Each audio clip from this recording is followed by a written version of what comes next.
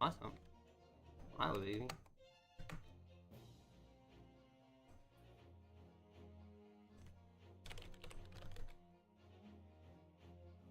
Baby.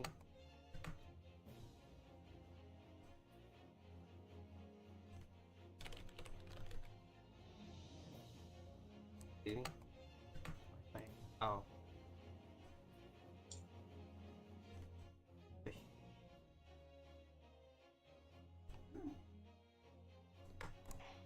Alright.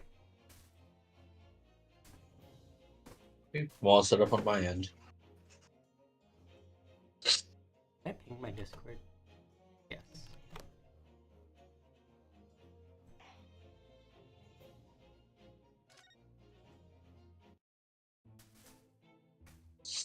Okay, so the characters we have thus far are Iris Wilson,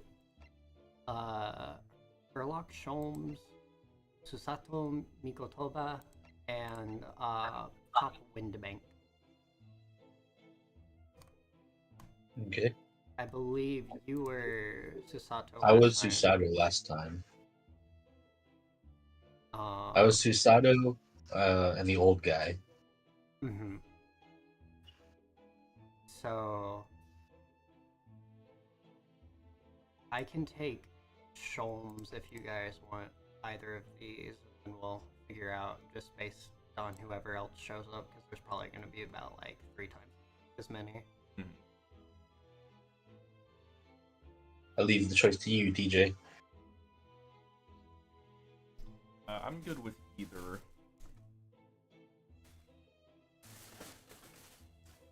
I will say up front, I don't think I can do a girl voice, though. I mean, you don't have to, considering I made Susato French. A very deep and a guy. Frenchman. And then I made the old man like some American hick. So.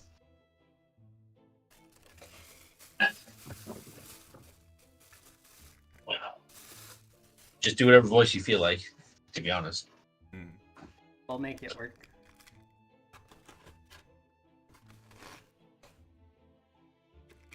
Flip a coin, I guess. High or low? Low. You get the little girl. Sweet.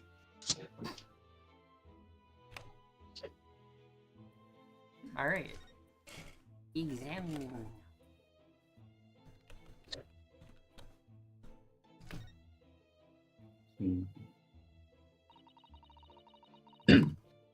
Look at that enormous ledger open on the counter there. Mr. Winterbank.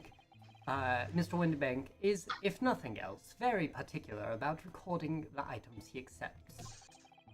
He'd have to be, otherwise he'd get himself into all sorts of trouble. Which might explain the thing that catches my eye far more than the ledger. This revolver here.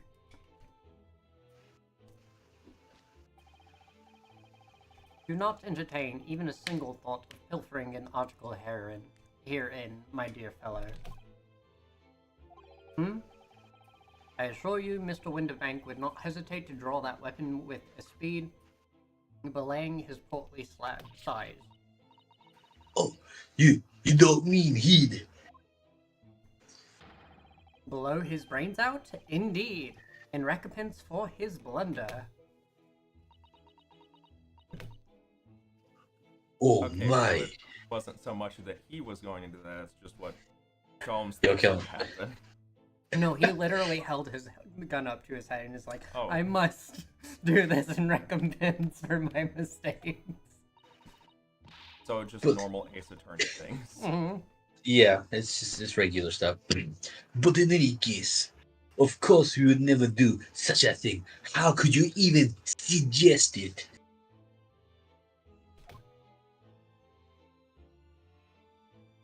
I like how that was what popped up when you looked at the shovels. I know, right? Crazy. Like not the ledger. Like you didn't like highlight the ledger despite talking about the ledger. It was the shovels. I also like that the focus of the shot was just the little lamp there. Yeah. Hey, lamps are pretty nice. Can Yo, you, what's up, Luce?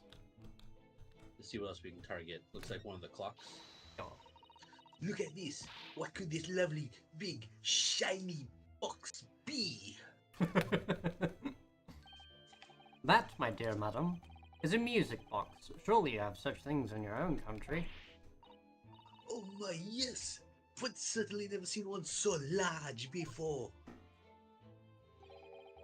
Shall we listen a while? I'm assuming music's playing. Yep. Because I still have the stream muted so we don't get the reverb. Hmm. Ah, what a sublime sound. It's like the music of angels. I've never heard anything like it before in my life.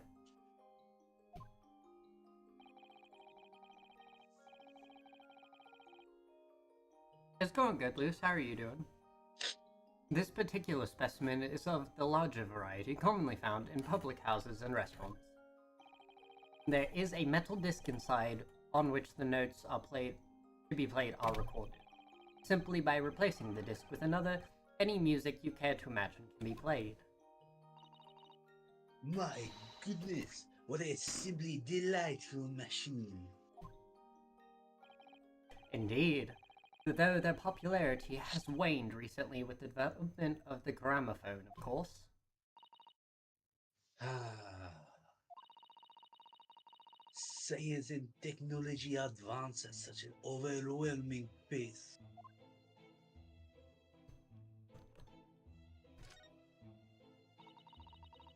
What an assortment of things there are on these shelves here. Crockery, footwear, clocks and watches. Almost anything you care to imagine. Someone else showed up, by the way. Yo, what's up, Funk? Glad to hear you're doing well, Luce. Those are forfeited items, offered for sale by the pawnbroker. What does that really mean, though? When you pawn, or colloquially pop, an item in the broker loans, you might... Let me start that over. When you pawn, or colloquially pop, an item, the banker loans you money against its worth. He stores the item for an agreed period of time, after which the loan must be repaid. If not, he is free to display it in his shop for sale, at a price of his choosing. Oh yes, now you've explained it, I'm noticing little price tags on everything. Of course, simply by paying the agreed interest on the loan, one can extend the period of safekeeping. So you may pawn that black garb of yours without fear, my dear fellow. My treasured university uniform? Never! It embodies my student spirit. I see. The horse, maybe? Oh, the skull, yeah. maybe the scales? Seems to be a little door just hidden the behind door. the... Okay. Seems to be a little door hidden behind the curtain there.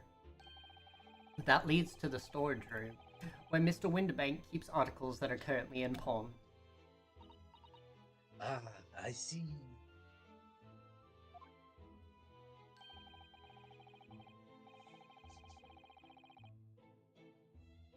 Do you really think we're gonna steal something from the storage room? Right? There's nothing of particular interest inside. I certainly wouldn't recommend any larcenous activity. Recommended or not, it's not something I tend to do. There's but one key, and Mr. Winterbank keeps it in his pocket at all times. Before he sleeps, he places it into a small pot, which he slides under his pillow. How on earth do you know about that, Mr. Sholmes? I am a detective, sir. It is my business to know what others do not. I am frequently assailed by information that I neither care for nor wish to retain. Mr. Sholmes, you are a wonder! And the prime suspect if this pawnbroker is ever burglared. See anything to the right?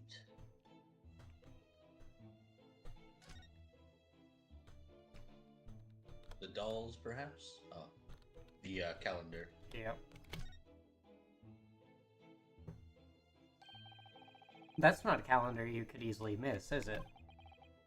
15th of April, today's date.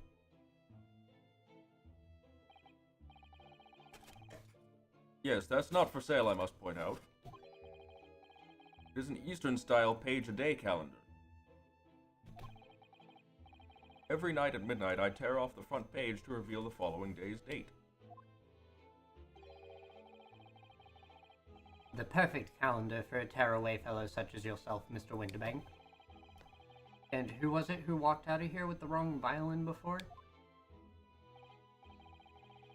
Well, when the agreed storage period is passed without repayment, articles are forfeited, you see. So I have to keep a close eye on the date. Something of a pawnbroker's obsession, you might say. Oh yes, I can see you are very dedicated to your job. It's weird though that it's so far away from his desk. Right? Like, it makes sense if he would walk in the door and click the date, but the way he says he does it at midnight, so yeah, I guess when he's walking out, but then Yeah, he might it's not so live strange. here. Yeah. 3 globes of gold. Is that some kind of charm? Dear me, have you not seen that sign before? No, never. The 3 golden balls are, in Great Britain at least, the universal sign of a pawnbrokery. There are more than 700 such establishments in the capital, all showing the same sign. Oh, I see. Ah, I had not imagined your ignorance was so profound. Oh, well, what is the significance of the 3 golden balls, then? Does it have some special meaning? Who knows? Yep. That is entirely unimportant here, dear madam. Irrelevant, even. You mean you don't know? Well, to be fair, all the sign really needs to mean is that recognizable it is the pawnbroker. Yeah. What it actually means doesn't matter because its meaning is taken on. It is the pawnbroker. Yeah, that's true. Look at this. Whatever could it be used for? Oh, I have no idea. Ah. Looks like a bell system. That or like a collapsible camera. It might be. There's a small catch here. Look. We're going to open it, aren't we?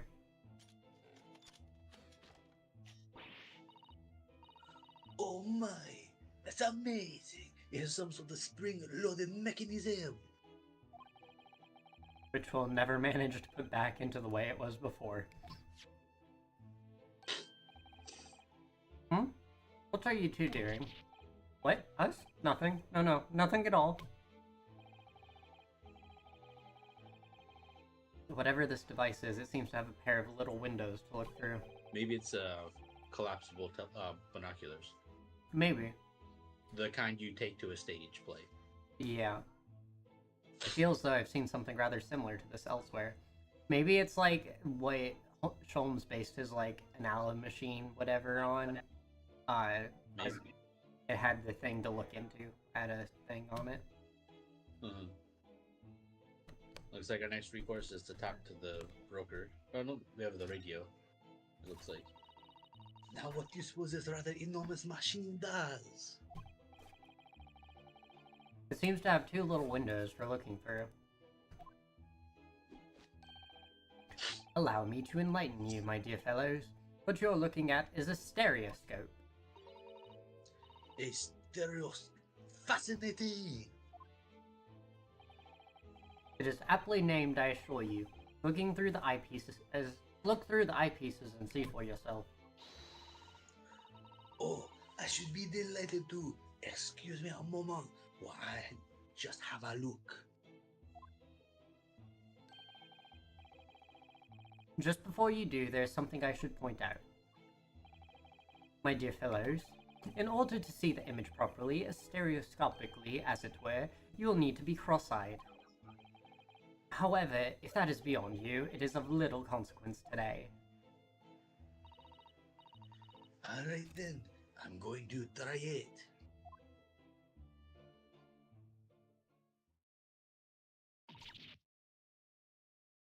Ah! Mr. Naruhodo, you must see at once. Oh, alright then. So I need to be cross-eyed? Like I'm trying to look at my own nose?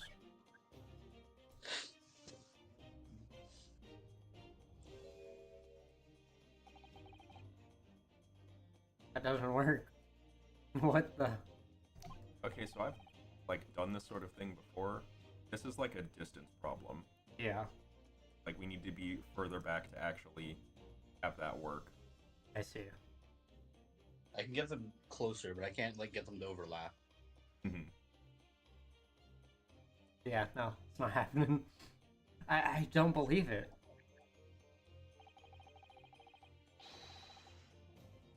It's just a photographic print, but it seems like you could reach out and touch it.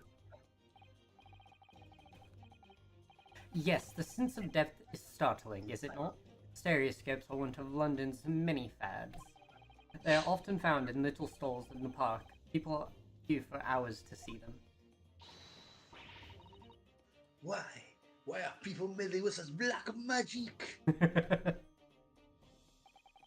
It is no magic, my dear madam. It is, well, Why wouldn't you just say it's science? far too complicated to explain at present. We shall save this lesson for another day. Well, like, why wouldn't you just say it's not black magic? It's simply science. It's two pictures taken at slightly different angles. That took one sentence to explain. Oh.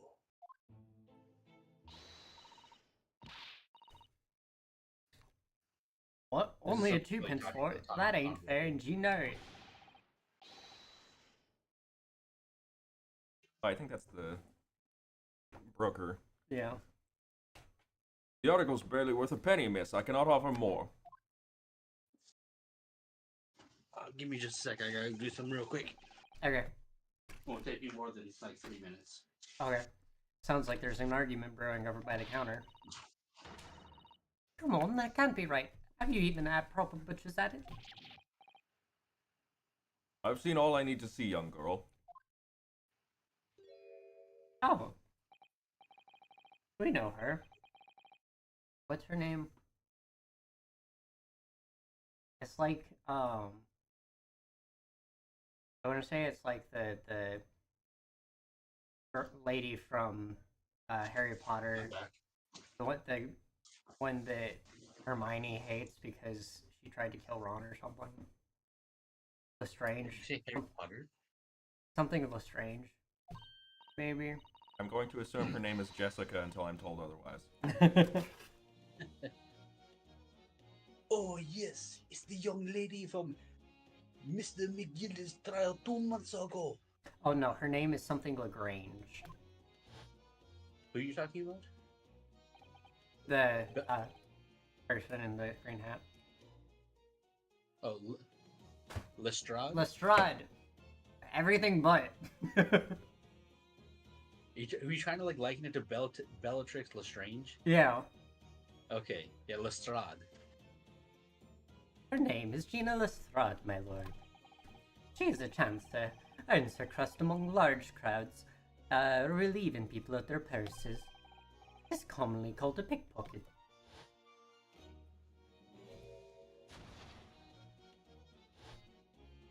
It's a very impractical gun. Mm-hmm. Who wants Gina? Dot, dot, dot, dot, dot.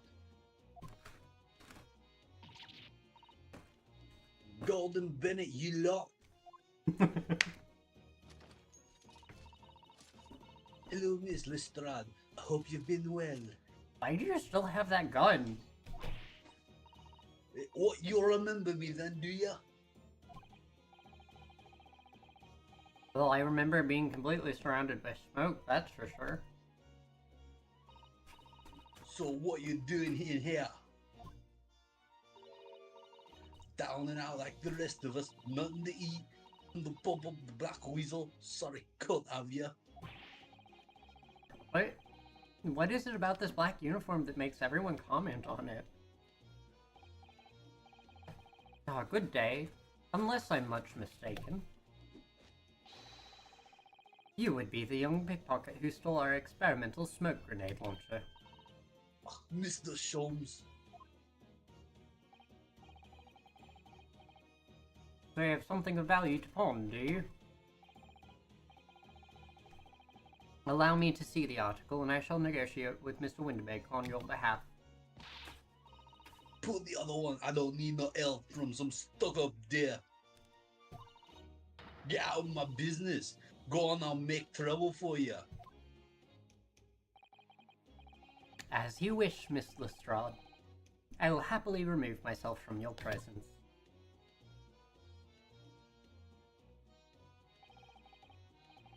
He's really done it. He's gone. I'm sorry, but as I said, there really is no room for negotiation. What is that thing he has in his hand? Some kind of metal disc? You go on. Leave me alone. Oh, Miss Lestrade, let's pretend we aren't here. We shan't be offended in the slightest.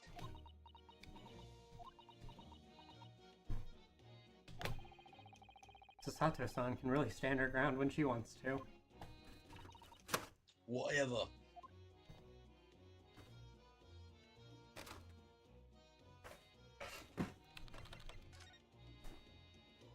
I'm an attorney. Here, look. Would you have a look at him? That's strange. Where'd my armband go? What's the problem? Something wrong?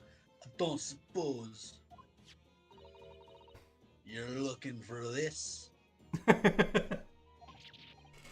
Yes, but how and when and how again? I got a talent for haven't I, Divin?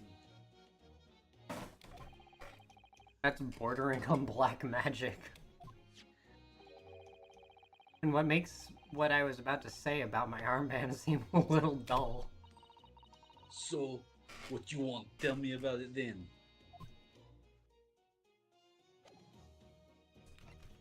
That's neat.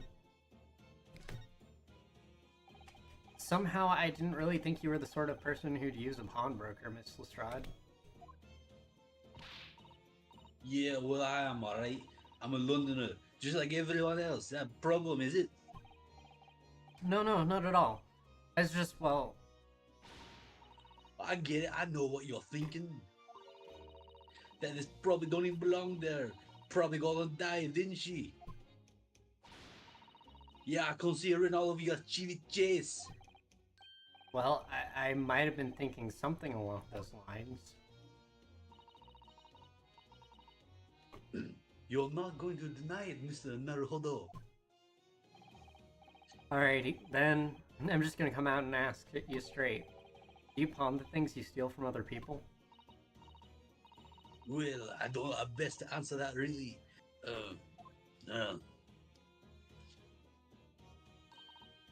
Suppose sometimes. So yes. You're not going to deny either, Miss Lestrade. But not this time, alright, I swear. That thing belongs to me. The disc Mr. Winterbank is holding? Perhaps we should see what he has to say about all this.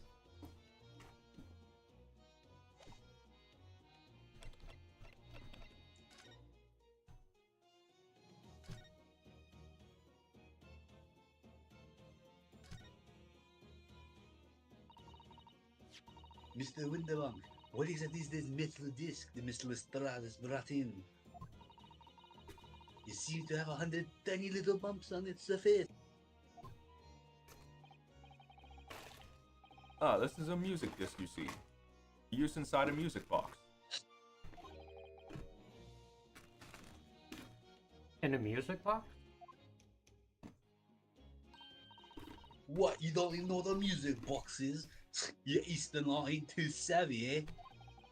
I know what a music box is. I've just never seen one of these discs before. That doesn't make any sense. You can literally see the music box in the window of the music box. Mm-hmm. The small protrusions on the middle disc encode the tune to be played by the music box. I was not expecting the word encode from this. Yeah. You simply insert the disc and set the machine going, and beautiful music plays. They have, like, very highbrow vocabulary for some reason. Like, it kind of makes sense, but it's like, sometimes it escapes me, and I'm like, I thought I knew most of the words. Well, to be fair, you do know most of the words. Just every now and then, one word sticks out as a word you don't have in your common vernacular. Have they used the term haberdasher in this yet? Not yet. Well, actually, they may have. I mean, I'm sure they used the word cobbler already. They actually didn't. They used a different word for it, which actually threw me. I've had to look up what a word is in this about 4 or 5 times already.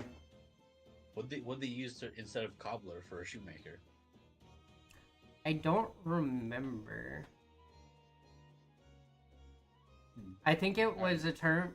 No, wait. They didn't use one for a cobbler. It was somebody that makes a hat. So they didn't call him a hatter. They called him some other word that means a term specifically as a person who makes hats for women. Okay. Which confused me. Is it like a milliner? Is that what it is? Yes. Yeah, I think that's what it is. Milliner, something like that. Yeah. Also, I didn't say my line just now. Hmm. Do you recall what it was? Oh. It's so incredible! Tell us what tune is on this disc! There you go. Well, I'm afraid I couldn't tell you that. There's so many different types of music box, you see. British made, German, Swiss. I was gonna say Austrian. I have no way of knowing which particular machine this disc was made for. I see. And that's it in a nutshell. I wouldn't have any customers for an item like this, even if the young lady forfeited it. Really, I'm already offering more than I should at a penny. Dang. That's like highway robbery, though. Here, Well, you a get a penny's pence. Worth different, I guess. At this period in time. At least pay the cost of the metal. Yeah. I mean, that's a pack of lies. It told me it did. It told me it was well. Hmm? He? Who? Never you mind. It just ain't right. That's all. It is worth good money. I know it is. Well then, you'll have to try your luck at another pawnbroker's, won't you? Ah.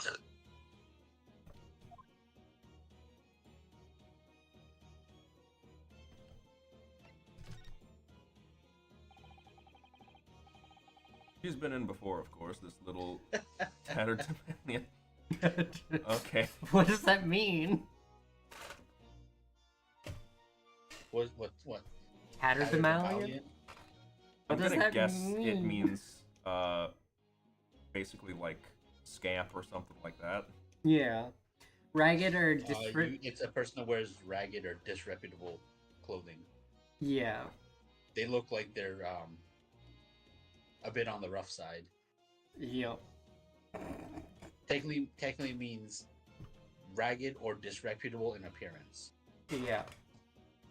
They're using adjectives as nouns.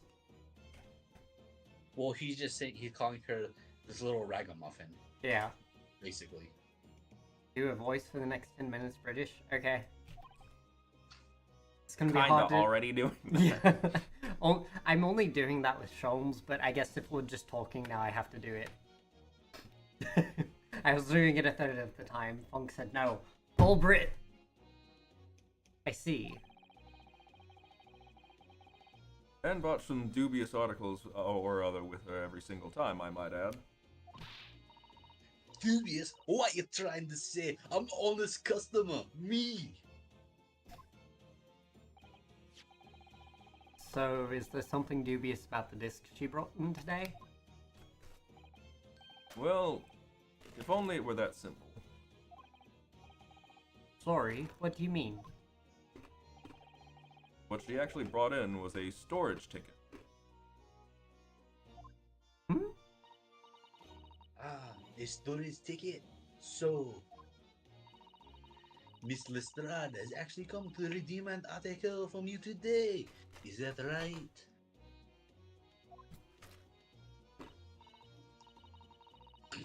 Yeah, that's right. A girl like me has lots of stuff what needs storing. Alright, yes, that's definitely dubious.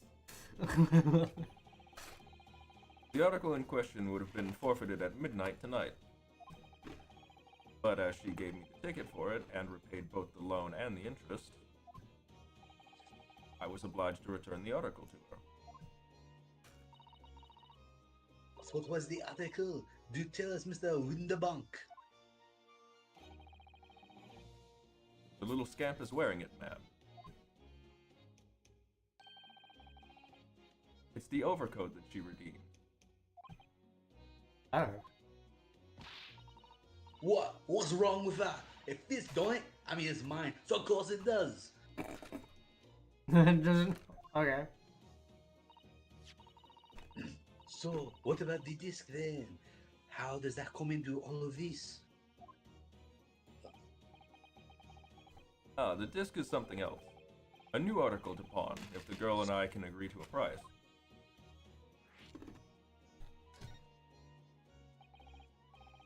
I'm confused. I thought you said Miss Lestrade brought in a storage ticket today. It's really quite simple.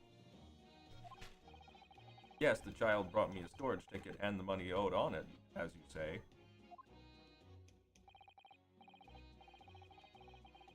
Well, this heavy black coat, which you returned to Care, as I understood it. That's right, yes. And rather unsurprisingly, as soon as the little ragamuffin put the thing on, he went rifling through the pockets. Oh, you mean... What? Don't you know it's rude to stare at a lady? Ah, I see. So it came from the pockets of the overcoat, did it? If you mean this disc, then yes, exactly, ma'am. And what? And she immediately tried to pawn it. For quite a high price as well. This is all rather suspicious, I think. Giddy up! I'm just trying to pawn something like anyone else would. Miss Lestrade, may I ask who deposited the overcoat here in the first place? Well, me. It doesn't really appear to be your size. Me old man. It's me old man's, ain't it? Is it Miss Lestrade? Yes, it's definitely... This is definitely all rather suspicious.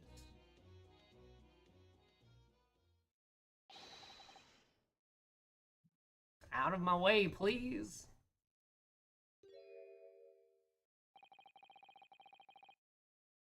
I guess this one can also be TJ. Who's this picture postcarded So, English? before we get any further, I want to notate that this man looks like if Part 1 Dio wore Cesar Cepelli's outfit, TJ. Mm-hmm. So I think you should make him sound like Dio. I got kind of like a Kira feeling from Yeah, him. Kira would work too. Kira with a hat. Kira with a hat would work. I mean, we gotta see if he's obsessed with hands, though. Good day to you, ladies and gentlemen. What's your problem, eh? There is no problem, as long as you remove yourself.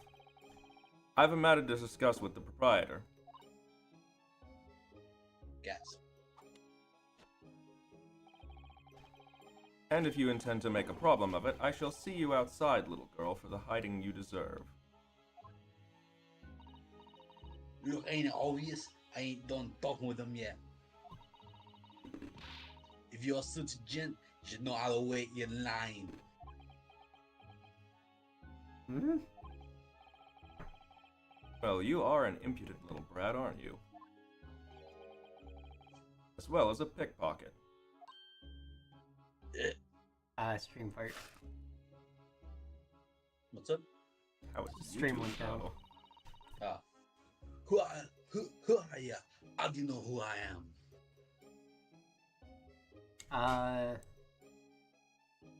And wasn't she literally in court? So this YouTube end just paused it as well.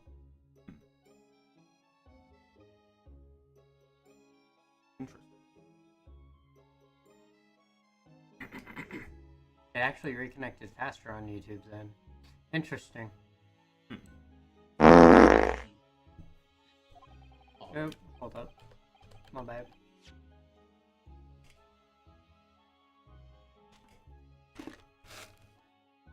Did you already read the slime ration?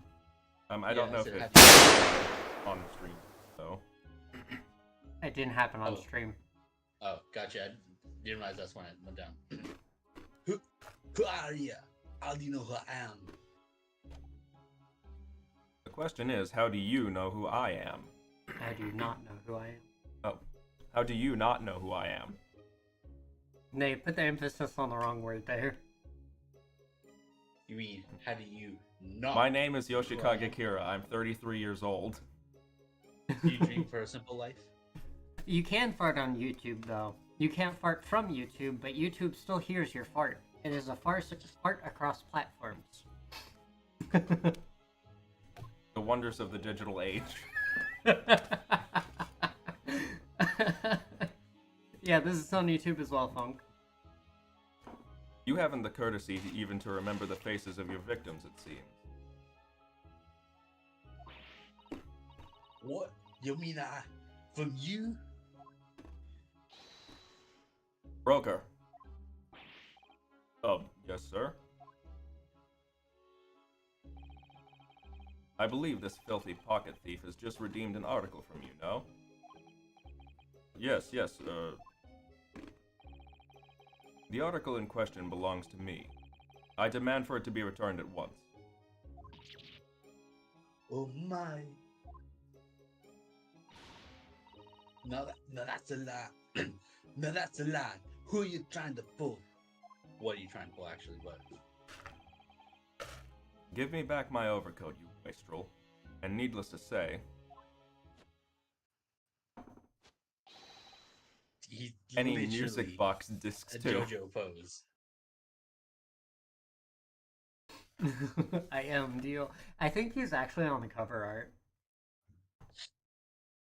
Yeah. No, you can't have it. You just can't.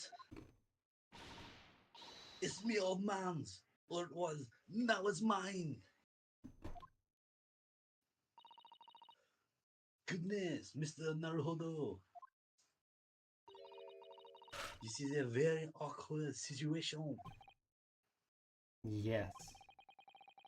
I think perhaps we should hear both sides of the story in a little more detail.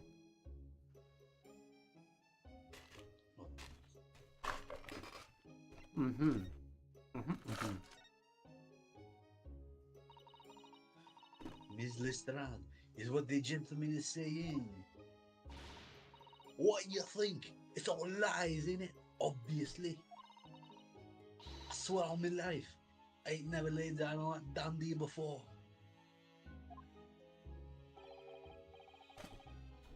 Let's hear it now, you little ragamuffin. You stole it, didn't you? That ticket you brought in here just now. No, I swear it. I swear to God. It was barely an hour ago. I was walking along the street minding my own business when this little gutterling ran into me. I knew at once what had happened. I've been robbed yet again, I thought to myself. Those wretched pickpockets.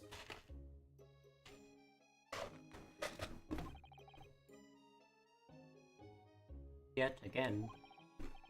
Oh yes, as you can see, I'm a man of impeccable style. Mm-hmm.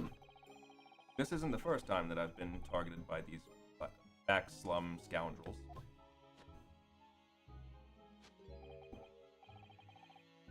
Now then, relinquish my overcoat. Grrr. Come along now, Miss Lestrade. Give the good gentleman his coat back. If you're going to cause trouble, I shall have no choice but to call the police. Man's hitting poses harder than Dio. I don't know. I feel like those are more like Zappelli poses. Dio's are much more arms open poses. Dio likes to do the whole lean back until he's a perfect curve. Right. That's more like the Zappelli ones. They go with the outfit. What's her name from One Piece? With the stare down.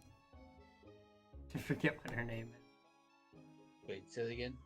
The snake lady from One Piece that likes to look down. Boa Hancock. Yes. Where she leans back and points at you. Yeah. Because I'm beautiful. Yes. Yeah. Kind of like that. Oh, I gotta say the other line still. Hold on. Why does everyone think it's me? Just look at this dandy cove, and you think I'm the dodgy one. I'm sorry, but no one's going to believe you. Well, what about evidence? Yeah. Where's your evidence that I stole something, eh? Come on, let's see it. Oh, I have evidence, naturally. You what?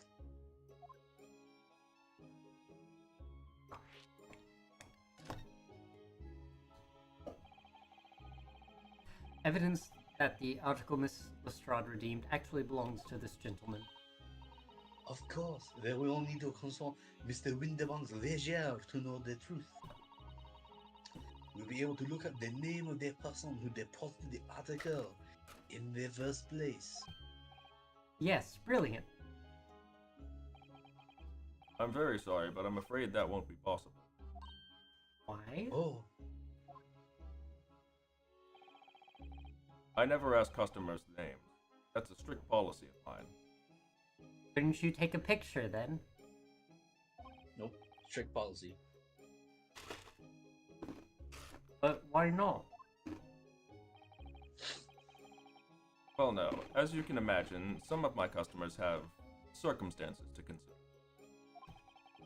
A great many of them prefer to maintain their anonymity. Fair enough. Yes, I see. Well, then how can you know if an article belongs to the person redeeming to ask? Oh, it's quite simple. Good sir, might I trouble you for the watchword associated with the article in question? Of course. Killer Queen, Bomb Type 3, bites the dust. Bites the dust. You gotta do it like that. That's how you know. Professor. Oh.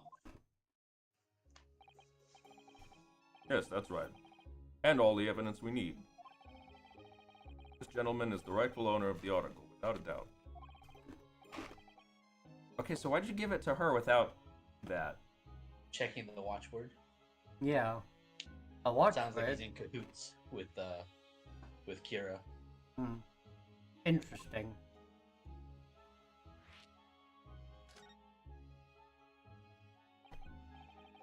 So about these watchwords, Mr. Winterbank.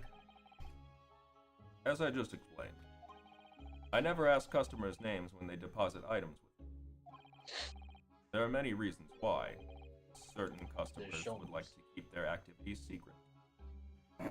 Sholmes just looking at a picture. I mean, yeah, it's black magic, don't you know? Yeah. That wasn't exactly a subtle glance at Mr. Sholmes now, was it? Great detectives have no dark secrets, none at all.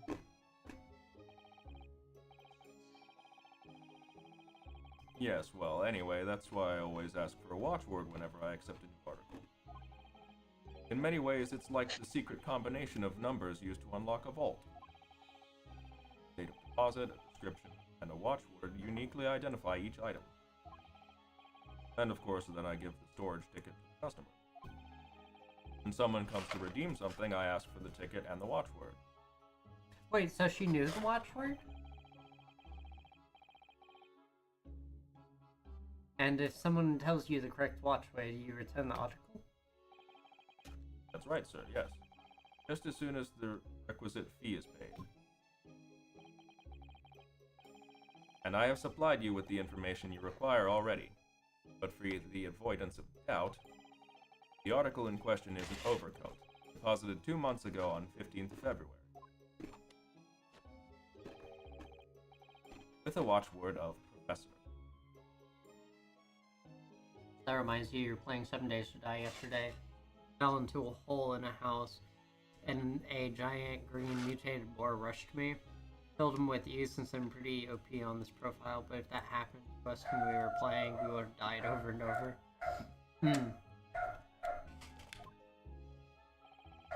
Yeah, it's a big pig. All perfectly correct information, sir. Too perfect. But But, ow! Really, this is beyond a joke now. There's no further room for doubt. Ugh.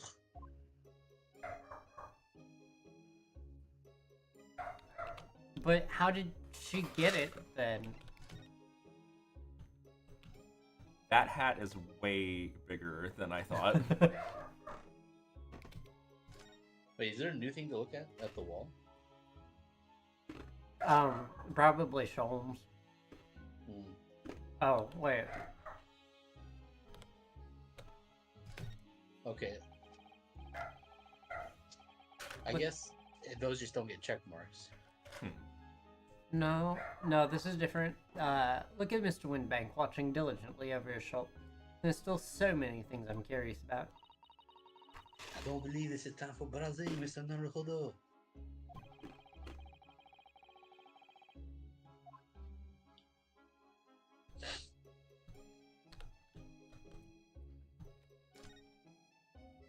Cholmes is gone. The music thing might be something to look at since we have, like, relevant stuff to it. Nah. The check marks there. I like how this is still gonna show the gun. All the way down here.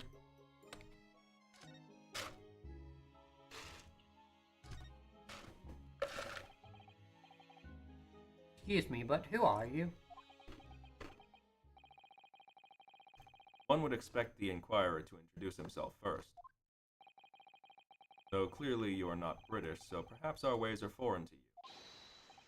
Oh, sorry, yes, we're from the Empire of Japan. We're studying here. Ah, yes, Japan. I've heard talk of the place. What? Its inhabitants live on some fiery brown-colored soup dressed up with exotic spices. What? You talking like miso soup? You might be thinking of somewhere else, and what was that theatrical gesticulation about? Perhaps. Anyway, if you are a gentleman, sir, you offer your own name first before inquiring after the name of another. Of course, yes. I'm Ryunosuke Naruhodo. I'm a lawyer, well, a student of law, really. My name is Sutato Mikotabo. I am Mr. Naruhodo's assistant. What's up? I had a piece of ice in my throat. Okay. I see. Come on, gesticulate again, man. You know you want to. My name is Benedict. Yes, Egbert Benedict. They're missing the Cumberbatch. To be fair, that sounds entirely false. Hey, it's just Eggs Benedict, guys. But it sounds like he had to think about what his name is. Mm-hmm.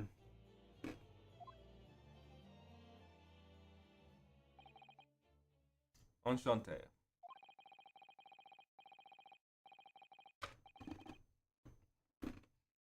He's so refined in how he holds himself and how he speaks. But that name is suspicious. Now, to the matter at hand.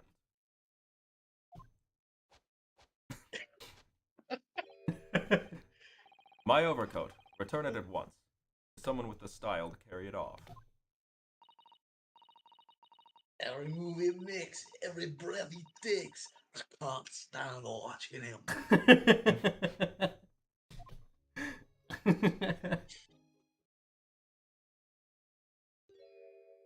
Where does other coat go? Was absorbed. He stored it up his butt, like any real adventurer. I mean, he could have a pocket space. Just pop open his jacket where he keeps his pocket watch. So let that be an end to the matter. And thank you for your custom, Mr. Egbert Benedict, sir. Hmm? With such reasonable rates of interest, I may even decide to come back. So I ate grown-ups. Just cause I'm a just cause I'm a diver. I keep doing the wrong accent. Yeah. It's hard to swap between Susato and her. Mm-hmm. Just cause I'm a diver, I don't think that makes me a liar. And the contents of the coat pocket, please, broker. But of course, sir, here's the disc for you.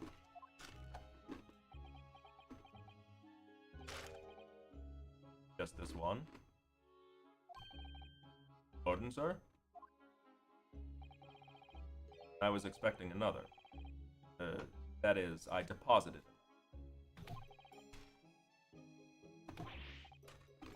Oh dear. I regret to inform you, sir, that what was deposited with me was merely the overcoat. The disc happened to be in one of the pockets, but I was completely unaware of it until now.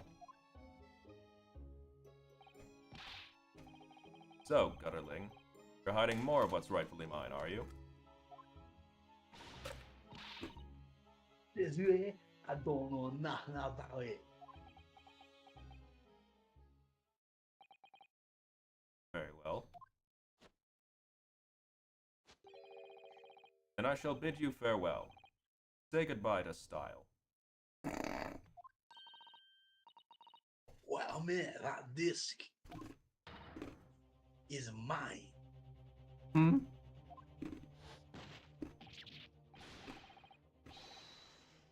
What do you think you're doing, you little tramp? You've drawn blood, you filthy animal. Oh my, yes, there's blood on the disc.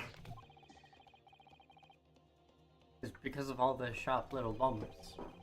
Man must have scratched his finger on them. He's wearing gloves. The gloves could be red. I found it first, alright? I mean, it belonged to me, old man. You're not having it. Oi, you, take it. Me? I'm gonna have it off me again, so you keep hold of it. Miss Lestrade, why is this disc so important to her? Metal disc used to play music in mechanical music box. Piece of music which remains unidentified is stored on the disc by means of small protrusion. Has been added into the court record. You there, in the black library. Hand that disc to me at once, please. No, don't. He's lying. Grown-ups are liars. What do I do now? How am I going to resolve this?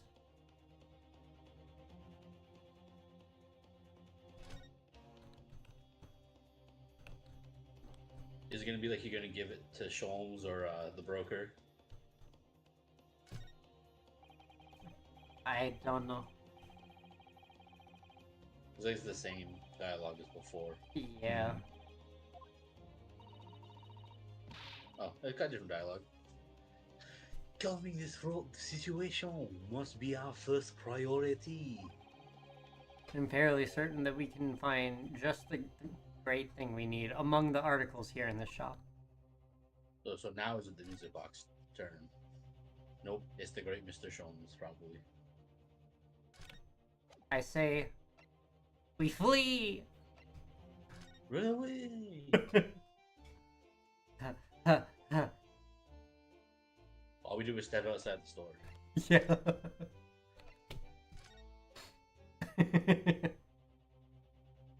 But yeah, I guess hover over the music box, see if it's got a thing. If not, talk to Sholmes. But all of these guys have different dialogue too. That's true.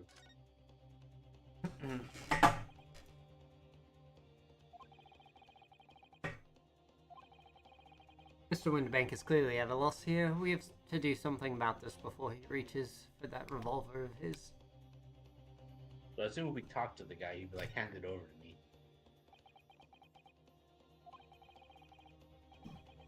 Look at those piercing eyes. He's clearly in no mood to talk. We have to do something quickly before this mysterious gentleman leaves to fetch the police or something.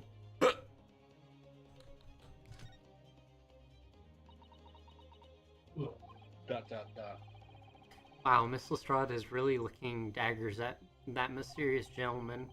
We need to do something to calm this down before she loses control and attacks him again.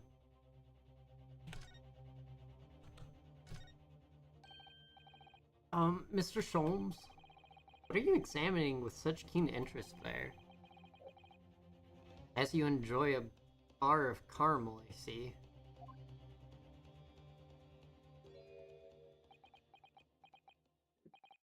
Sir, you found me at last, Mr. Naruhodo. What? After that young pickpocket sent me on my way, I was forced to lurk in the shadows, cruelly ostracized as the rest of you partook in the jovial atmosphere of fellowship. I had nothing to accompany my mind, but was too ashamed to let society see what my downfall had done. So, feigning mock interest, I pretended to examine tedious trinkets in this desolate place. Whilst you, as you shrewdly observed, gnawing on the only friend I have left, this 7% solution of caramel. Sholmes caramel? Question mark? What? Pray, do you claim to understand the depths of my despair, Mr. Naruhodo? But how could you? Gotta go to bed now. Have a wonderful rest of the stream, Mr. Hunter and gang. Alright, thank you, Luce. See you next time. Sleep well and sweet dreams. I was so lonely, so desperately lonely. Then why on earth didn't you rejoin the conversation? Things have gone from bad to worse here, you know? Yes, I overheard much of your conversation. Or rather, in my craving for human contact, my ears devoured every word that was uttered. You really were sad, weren't you? We should have talked to him earlier. Yes. Oh, Mr. Sholmes, I feel simply awful for you. It would seem that my inferences are correct. Oh, surely you're not about to tell us that you solved the entire case once again. My dear madam, sometimes I wonder where my genius for deduction could be, commoditized. Yeah, commoditized. How much could I pawn it for? Seems Mr. Sholmes has had another one of his flashes of inspiration, but who knows if it will help resolve the situation between Miss Lestrade and the mysterious gentleman. Listen to the deduction! Why would you never? Why would you not listen to it? Go home, go to sleep. Game over, we win. Well, Miss Lestrade, it would appear you find yourself in something of a predicament. Well, blue, where the blue, where the blue blazes have you been, eh? Pardon? When a lady's in trouble, a true gent's supposed to be there to help straight away, not an hour later.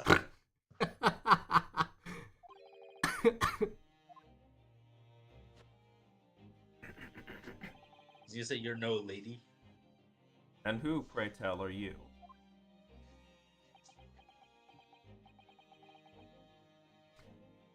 Mr. Egbert Benedict, you have, in my eyes, a veritably encyclopedic array of curiosities about your person.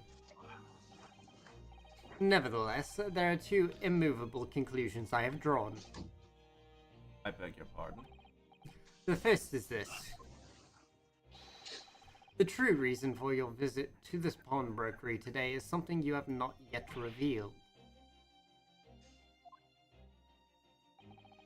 And the second is this. A considerable crime is in contemplation, one you will orchestrate with intent to steal a vast sum of money. Well, Mr. Benedict, what say you as to my deductions? How? He's turned as white as a hard-boiled egg. I think he was already there with the hat and gloves. I mean, he was wearing like a white suit. Yeah. It would seem that once again, Mr. Sholmes has made a flawless deduction. Just who do you think you are, sir? I'm pretty sure he's gone over this multiple times, actually. Yes, as I hoped. And that is precisely the pained expression I was looking for. So, shall we begin? The time has come for yet another Sherlock Sholmes logic and reasoning spectacular.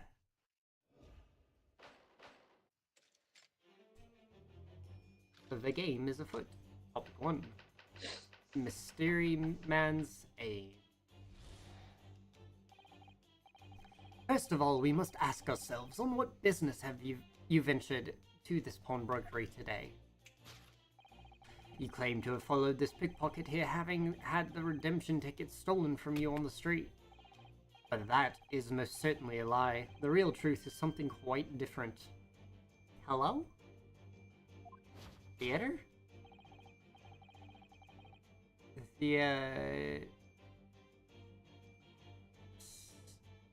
Aquila. Yeah. That's what it says. The queer. As I'll be right revealed back. by that which you hold in your hand. Okay. Yes.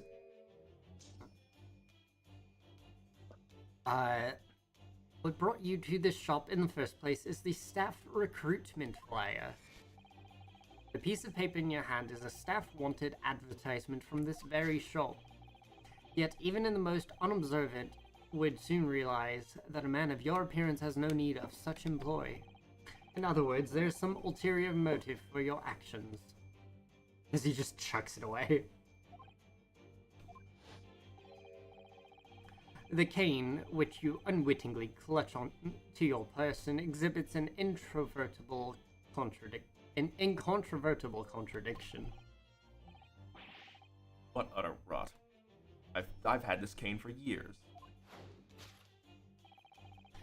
The contradiction of which I speak, of course, is missing a rule. Wouldn't I it... would have called out the letters, but okay. At the end of any walking cane would be terminated with a metal ferrule to protect the wooden tip. And yet, a detailed analysis shows the wooden tip of this stick to be utterly bare. Meanwhile, therefore, there is only one conclusion. The rod you hold in your hand, which appears to be a walking cane, is in fact no cane at all.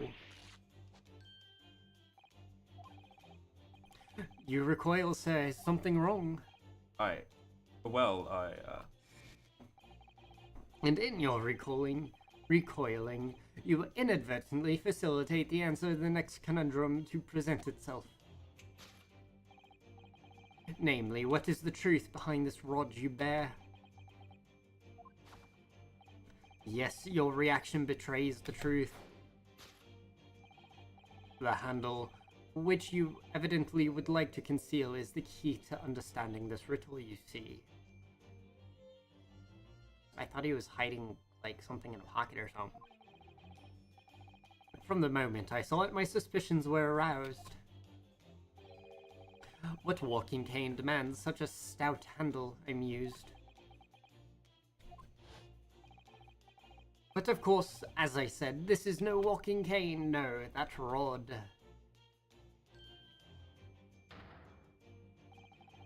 Is the broken handle of a shovel. What? What? Are you insane? And now, having determined this undeniable truth, the conclusion is clear. Your true motive for coming here was to take employment at this establishment in order to excavate the ground beneath the premises. What a calculated crime you have conceived, sir. A wickedly calculated crime.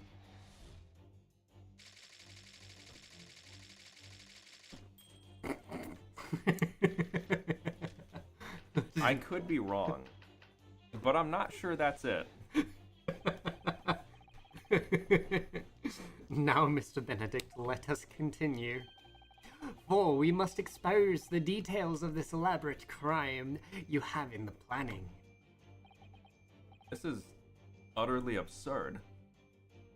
Playing 7 Days to Die, I found a pump action shotgun, very OP. Nice funk. You suggest that I, a gentleman, intend to excavate the ground beneath this pawnbrokery with a broken shovel. What on earth do you propose I could expect to find there? Some long-forgotten treasure, I suppose? For sure, funk. Save for such a fanciful theory, what possible reason could I have to do as you say? Oh, but there's ample reason. As you are only too well aware, Mr. Benedict. Your furtive glance is more telling than I could have hoped. What? Let us consider what would motivate a man to infiltrate such a shop such as this and covertly dig beneath its floor. The answer is revealed by the council note on the counter to which your eyes were inadvertently drawn. I would have guessed the ledger.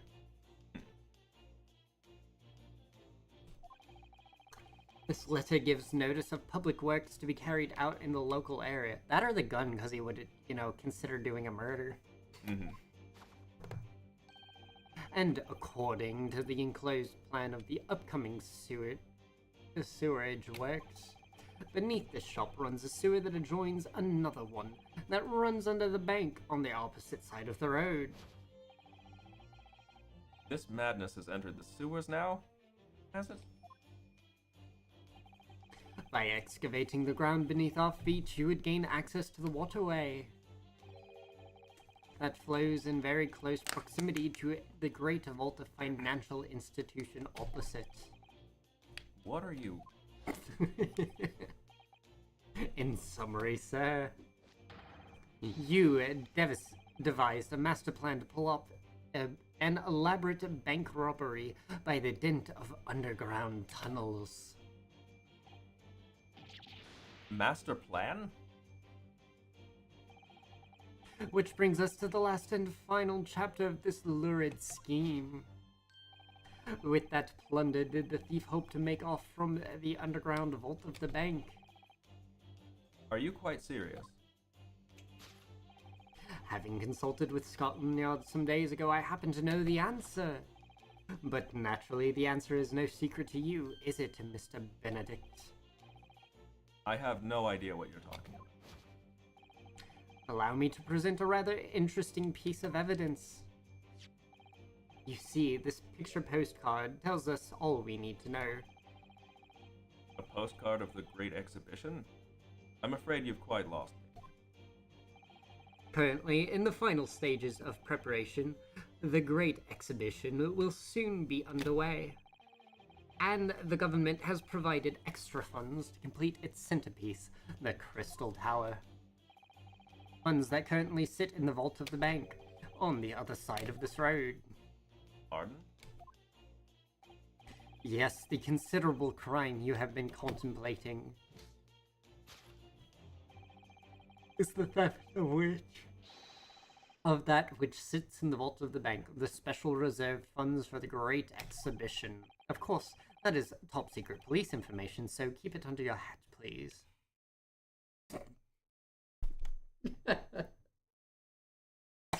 He's so stupid. To screel the Great Exhibition's reserve funds. I'm back. Welcome back. Just in time, because we're about to debunk his entire analysis. Yeah. Did I miss a lot of lines? You didn't miss any lines of yours. Sweet. Because it just finished Sholmes. We're about to go to Ryunosuke and We're about to fix it. Susato, yeah. You did miss Sholmes being a complete crazy person, though. I don't know. He made a lot of sense the last time. I mean, don't you know? The lion. Mr. Sholmes?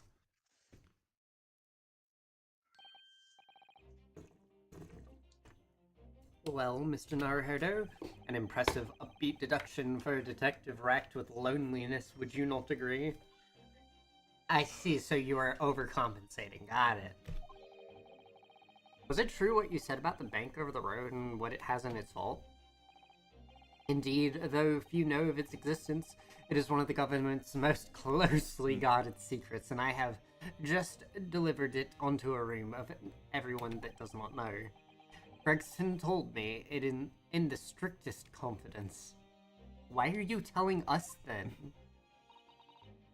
But you just announced it to everyone here, rather loudly, in fact. Ah. And if it's such a big secret, how would Mr. Benedict have come to find out about it? There can be but one explanation for that. Clearly, it is because the man is a criminal.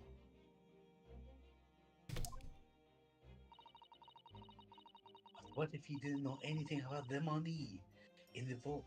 If he's a criminal, as you said, and buying a brand new shovel is sure to be the first thing he does now that you've revealed the secret. Oh. Or if he doesn't, maybe Mr. Windbank will. He already has plenty of shovels here after all. Oh, my life. I assure you I'm not so unscrupulous. Well, hopefully this has taught you a valuable lesson. Sensitive information must be handled with the utmost of care. One can never be sure that someone privy to secrets won't disclose them, and once the word is out, it's out. Perhaps I'll think twice before confiding in you next time, Mr. Sholmes. An excellent idea, Mr. Naruhodo. An excellent idea. Well then, Mr. Naruhodo, you know what to do, I'm sure. Yes, let's listen to that great deduction again and see if we can massage it into shape. Very well then, let us start once more from the beginning. Of Herlock Sholmes' magnificent logic and reasoning spectacular. Course correction. Hold it, Sholmes. Mystery man's aim. First of all, we must ask ourselves on what business you ventured to this pawnbrokery today.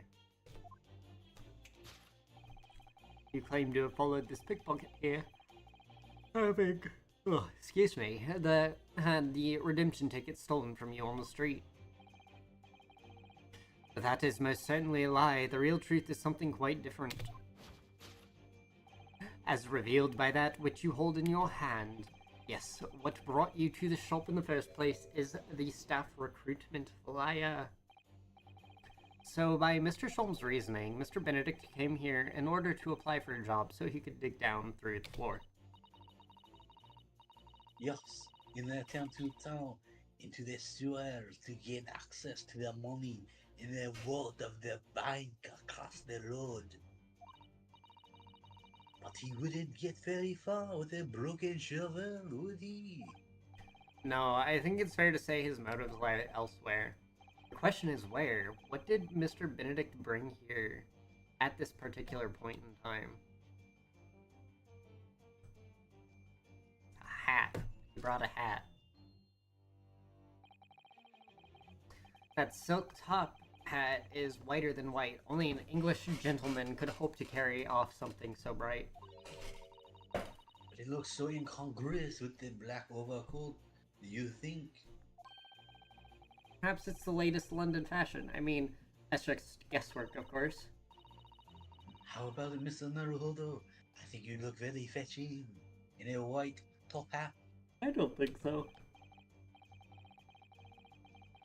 Well, you know, I think it might look rather incongruous in my black university uniform.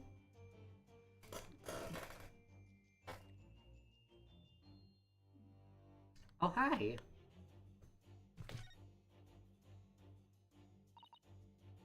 Oh? Oh, look at all these scribbled notes on the back of the flyer here. Obviously, that's a picture of Gina. Yeah. I don't believe it. What is it? Listen to what it says. Name, Gina Lestrade. Height, 5'2". Green caps, scruffy waistcoat, grubby white shirt, blue satchel ragged. It's a detailed description of Miss Lestrade. Yes. There's even a sketch of her hat and all. Although, if you showed it to her, she'd fire that smoke grenade launcher in his face for sure. And look, the details of the shop have been written down there too. Winterbank's Pawnbrokery, Baker Street Redemption Deadline, 15th Avril. Which is today's date. Why would Mr. Benedict have all that information scrawled on the back of that piece of paper?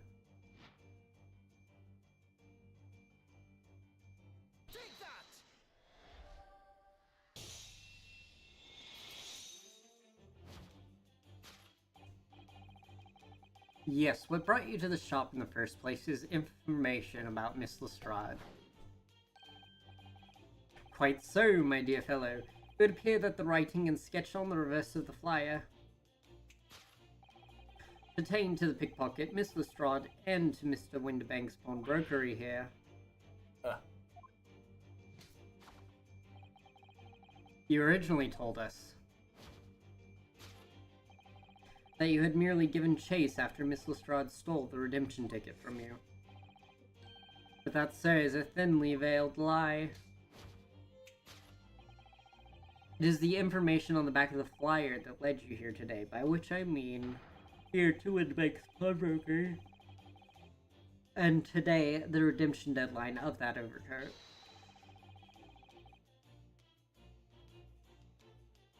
So you waited outside for the young girl matching the description you have written down to arrive. And you have gone to some lengths to hide the reason for your pursuit of Miss Lestrade. In other words, there is some ulterior motive for your actions. The cane, which you unwittingly clutched to your person, exhibits an incontrovertible contradiction. What utter rot. I've had this game for years. The contradiction of which I speak, of course, is in the missing ferrule. What's a ferrule? The middle cap commonly found on the end of the cane, Mr. Naruhodo. Quite think the inscription on the handle. Yeah, that's what TJ and I said. The bit that makes the nice clacking sound on the pavement. Yes, exactly. And Mr. Sholmes is right. It appears to be missing on this cane. But it doesn't actually look broken, does it? No, it doesn't. Though the gentleman certainly did recoil when Mr. Sean identified the cane as suspicious. In other words, there's some secret about the cane that Mr. Benedict would rather we don't know. I'm not even gonna see what they have to say. What's making the mysterious gentleman so agitated? This? Yeah. The contradiction of which I speak, of course, is the initialing. A most absurd observation, wouldn't you say, Mr. Egbert Benedict? We are led to believe, sir, that your initials are E.B. Yet, in a most possessive manner, you have in your grasp a cane bearing the initials A.G. An incontrovertible contradiction indeed, would you not agree? No. You're wrong. This cane isn't... You said before that you'd had the cane for years. So don't try to tell us that you just borrowed it from a friend or found it in the park. In short, though you hold yourself to be a gentleman, you have withheld your true name.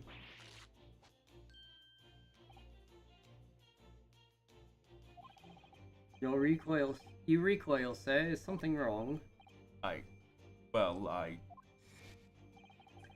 And in your recoiling, you inadvertently facilitate the answer of the next conundrum to present itself. He ripped the back of the jacket, didn't he?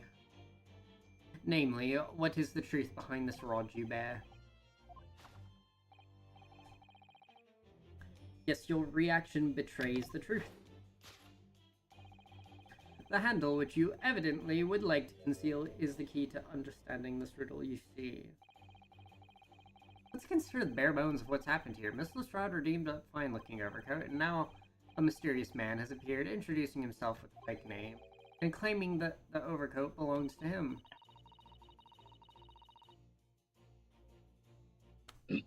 But we know that he actually identified Miss Lestrade from a written description, which suggests that everything else he told us is untrue. So what we need to do here is somehow prove that the overcoat cannot possibly belong to him. You're right, he tore the back when he crossed his arms. Yeah, because it had a ripping S effect. A is for amazing. A for attorney. Yeah, the sleeve. Yeah.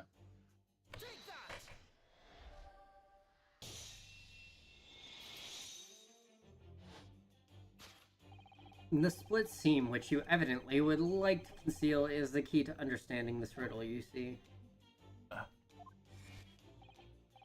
Yes, because the overcoat is rather obviously a poor fit. A is for anomalizing. A is for apple. Yes, because the overcoat is rather obviously a poor fit. Having forced it over your broad shoulders, the seam is already breaking apart. My suspicions were aroused from the outset.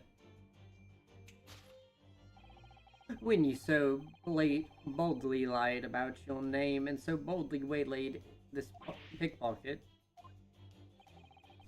this catalogue of untruths had all been for one very specific purpose. To steal the article from the young girl redeemed from Mr. Winterbank.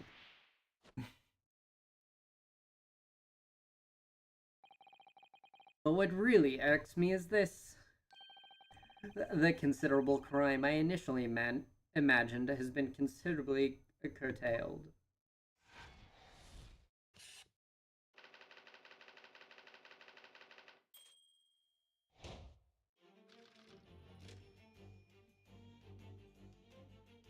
Great crime to exfil the grand exposition funds. Reserve funds. Yeah. And now... Grand crime to steal the exhibition's reserve funds. Yes. Now, Mr. Benedict, let us continue. For we must expose the details of this elaborate crime you have in the planning. This is utterly absurd.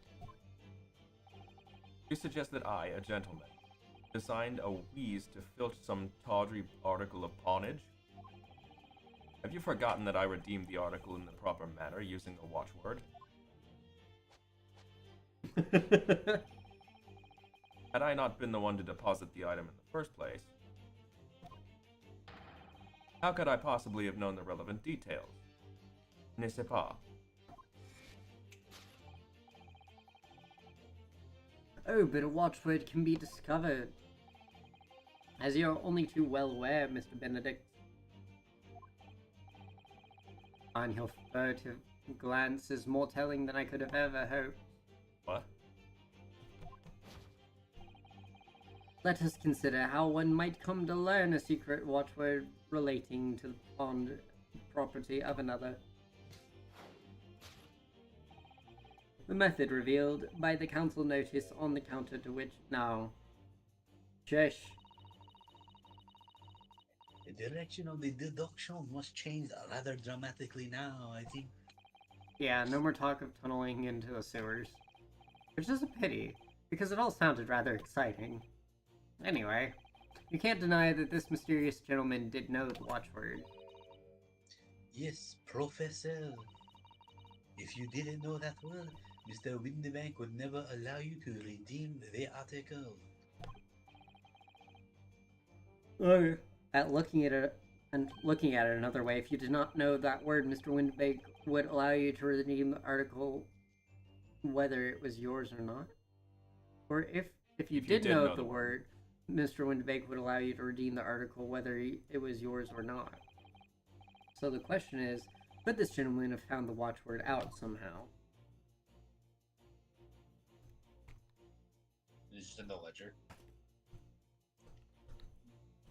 I think. Could be this. Look at this, Mr. Sato. He just writes down the watchwords. I guess. That's really bad.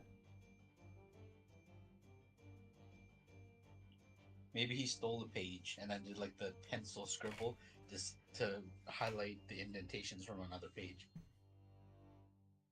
That would have taken a while. But yeah, You maybe. would think. It appears to be a memo Mr. Windybank has scribbled to himself.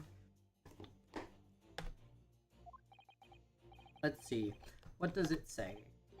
Oh, Professor.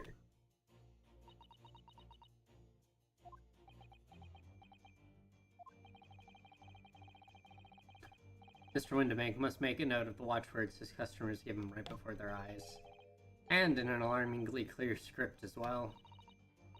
Oh dear. I don't know where to look. Who knows what other secrets I might see? Clearly it's the old lamp.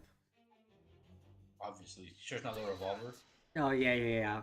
No, he wants to shoot the watchword out of the gun into your brain directly.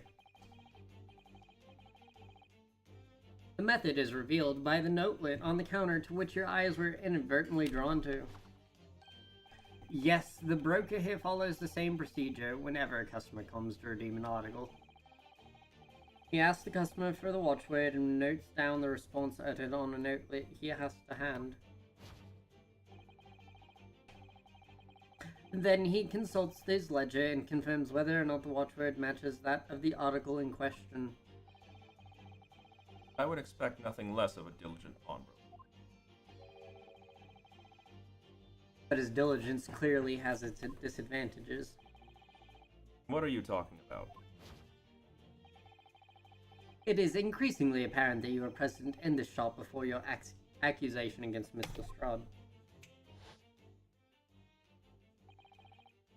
In all likelihood, you followed her inside and then overheard her talking to Mr. Windybank. When the diligent broker made a note of the watchword at his common practice, you observed him writing the word professor on the notelet beside the ledger.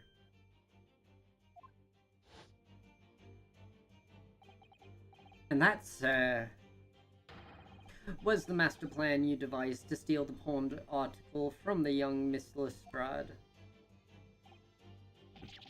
Master plan? Which brings us at last to the final chapter of this lurid scheme. Why would you go to such lengths to redeem a particular article from this pawnbroker? Are you quite serious? For an ill-fitting overcoat hardly seems to justify the effort, much less the worthless music disc. But naturally, you had very good reason to make them yours, didn't you, Mr. Benedict? I have no idea what you're talking about. Allow me. Tian, allow me to present a rather interesting piece of evidence. You see, this picture postcard tells us all we need to know. The article we're talking about are the overcoat and the music box disc that was in one of the pockets. Which, according to Mr. Windebank, isn't even worth a penny. And yet this man went to such lengths to steal them. Why? I wonder if perhaps we already have the evidence we need to explain it, Mr. Naruhodo. Could we? Really? I better have a thorough look through all the evidence we've collected so far. Look at my lawyer armband.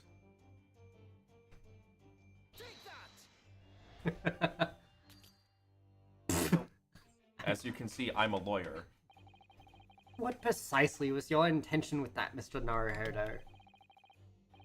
Just following the natural progression of the deduction, sometimes the truth hurts.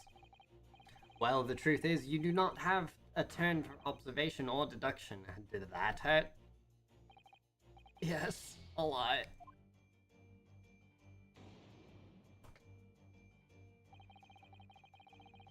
This man has used some fairly high-handed measures to try to get his hands on the overcoat, and that is... We've already... He certainly... Oh, wait. I am sorry, I'm trying to... He certainly doesn't want either for their monetary value, though. Still, they must be of value somehow. To someone. I don't know. Hey, boo-boo. What's in that picnic basket? Hey, boo-boo. That's a good old picnic basket. And this is the last piece of the puzzle. Better have another look through the evidence. Bless you. Thank you. We might need to examine this. For the... Flip it over. Oh. Oh!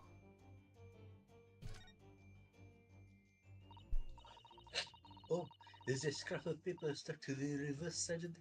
How does nobody mention that at all in any kind of capacity?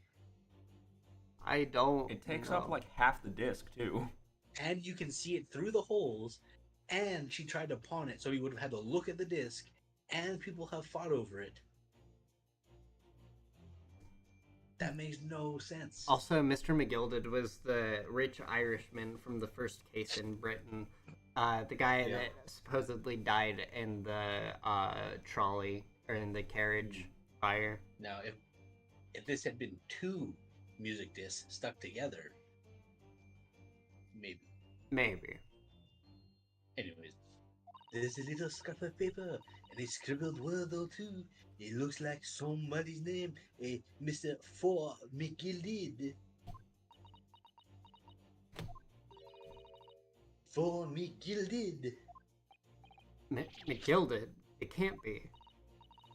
But it is, Mr. Naruhodo, just because you do not want it. A name I shall never forget as long as I live, nor should you.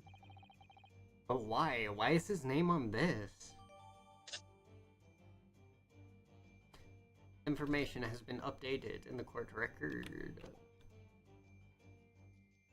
Take that!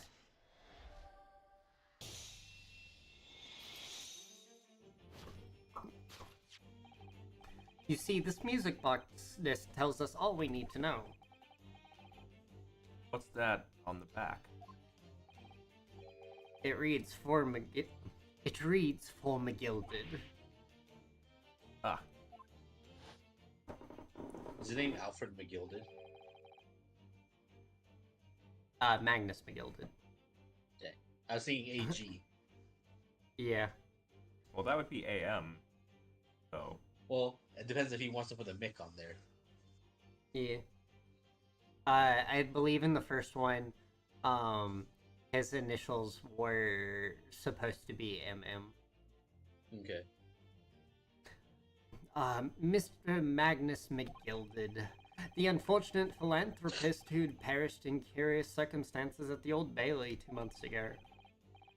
A prominent man in London, though his loan-mongering demonstrated a distinct lack of scruples. So you're an associate of his, are you? Or perhaps his subordinate? Mr. McGilded is a man of unusually small stature. In fact, he was precisely the right size for that overcoat that you've squeezed yourself into. Your true identity remains shrouded in mystery, Mr. Egbert Benedict. But the final conclusion here is crystal clear. The reason you came to this pawnbrokery today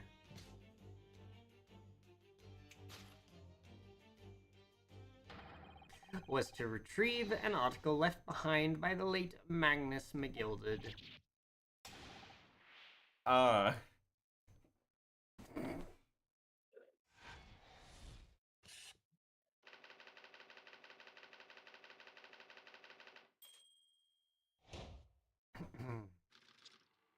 That doesn't really explain why Gina wants it. Well, so Gina was associated with Mr. McGilded during his trial at the very end of it. Apparently, she was underneath his carriage seat, and he helped her to escape. And then she also used the smoke grenade launcher gun thing to flood the courtroom with smoke, making everyone panic and leave, and then tampered with evidence. Got you. Well, Mr. Magnus McGilded. Not a name I expected to hear in these circumstances.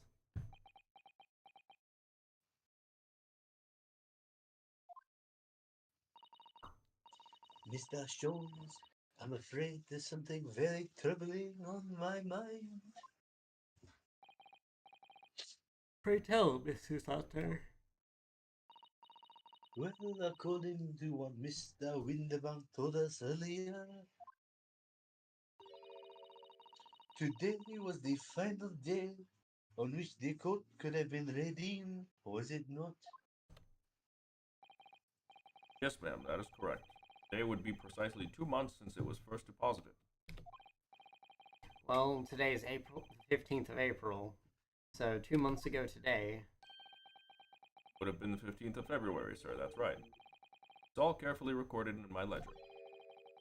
Deposited at 10:30 p.m., I see.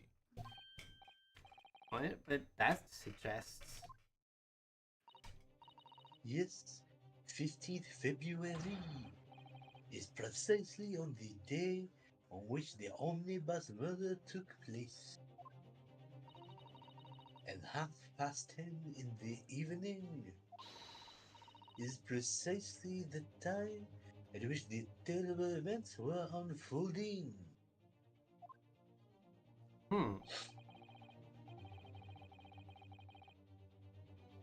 Suggestive is not the word. It would seem the matter is entirely beyond coincidence.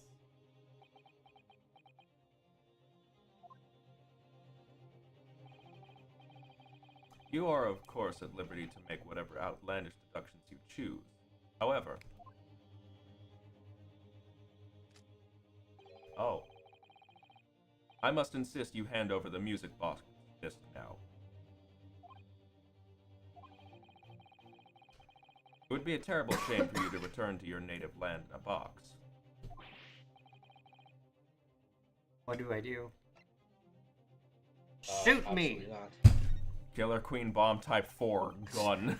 There To must be fair, some things Killer a man Queen's must protect at Killer all costs. bombs, not very useful at all. It's like hyper specifically useful. It's hyper specifically useless. It doesn't do anything.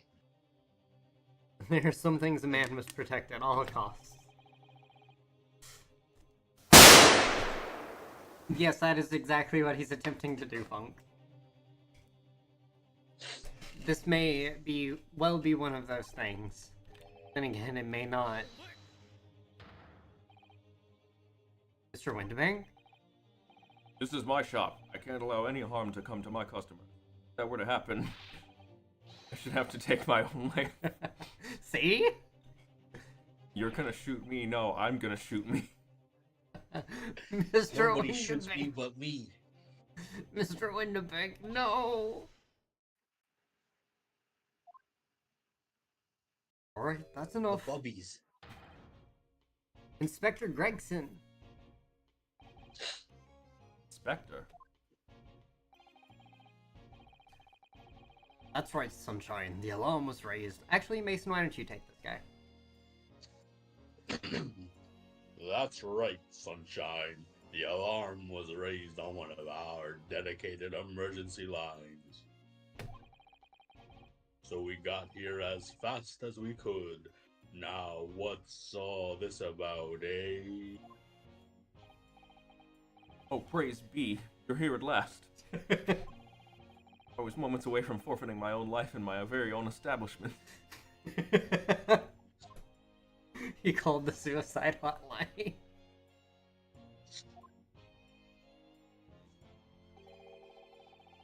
It would seem you have the upper hand. He said the word hand, he is Kira. I've solved it. Right. You lot have got some explaining to do. I don't appreciate being bothered with some petty argy-bargy. Petty? He had a gun to my head. Petty. Sorry. Petty? Mr. Windermark very nearly met with his end. Yeah, by his own gun, as far as I can tell. Oh dear. And the whole of Britain could meet with its end if I don't get to the bottom of the case I'm supposed to be working on. What on earth is this case, Inspector? Spare no detail, Gregson. I might have said a little too much. No matter. It's nothing to do with you lot. Anyway, sir, you're gonna have to come with me down to the station. Munch, munch, munch. But of course, Munch, Inspector. munch, munch. Munch, munch, munch. Oh, they actually, like, Munch, get rid of munch, it. munch. Well, What's up? they actually, like, get rid of the food. A little bit, yeah. It respawns, It but like disappears. his one piece of fish and like several chips. that he's biting exactly 2 of. Well, no, he's biting more than 2 of the chips. See, he bites the top off the one with the first bite. And then bites Then he bites 3 on the left-hand side. 5, actually. Yeah, so he's getting at it. Found a cathedral which is providing you with a mother load of books. Nice, Funk. Ah, he's getting away. Get after him, lads. Whistle the beat officer too. Sir. Sir. Sir. Sir. I'm assuming multiple said sir. So Yeah. it works out. There's been a spate of thefts at pawn shops around here recently, so we fitted emergency buttons underneath the counters for brokers to let us know when there's trouble. Oh, Inspector, I was very worried there for a while. Very worried indeed. Now then, Mr. Permanently in Mourning. Oh, yes? I'll be taking that, whatever it is, of McGilded's down to the yard. Thank you very much. So hand it over. Oh, yes, of course. No, don't give it to him. It's mine. That is mine. I'm sorry, miss. But anything belonging to McGilded has to be taken in as evidence now. But it didn't belong to him, it was for him. He hadn't claimed ownership yet. As evidence? If the police demanded something as evidence, my dear fellow, we have no choice but to capitulate. It is all yours, Inspector. Grr. At least she gets the jacket back. Hopefully. And so we handled she Mr. should. McGilded's disc. We handed Mr. McGilded's disc off over to the Inspector Gregson, and we're summarily turfed out of the shop and onto the street.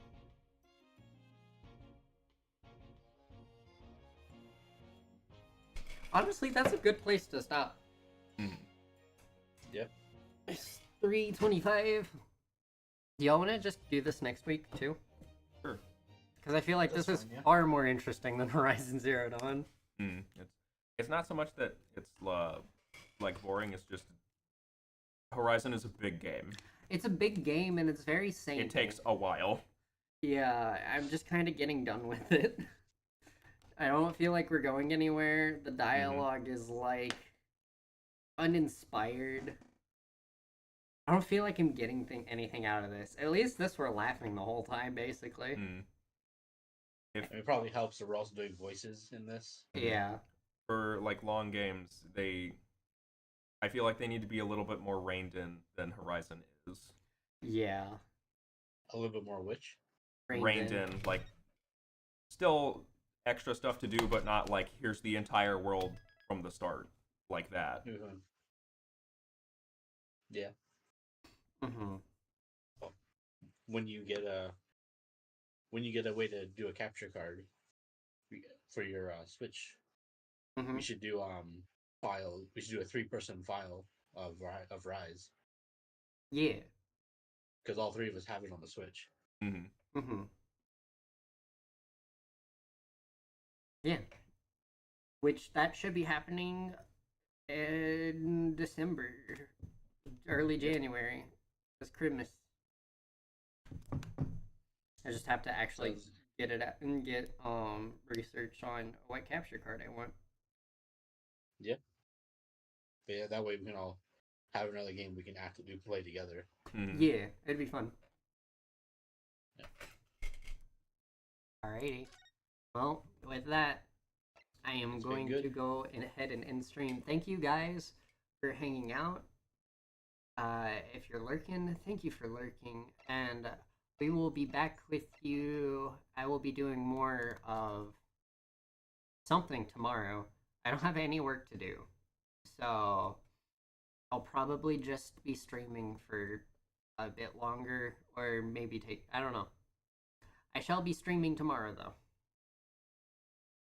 Something. But yeah, until then, have a wonderful rest of your day, and I will see you next time. Bye-bye.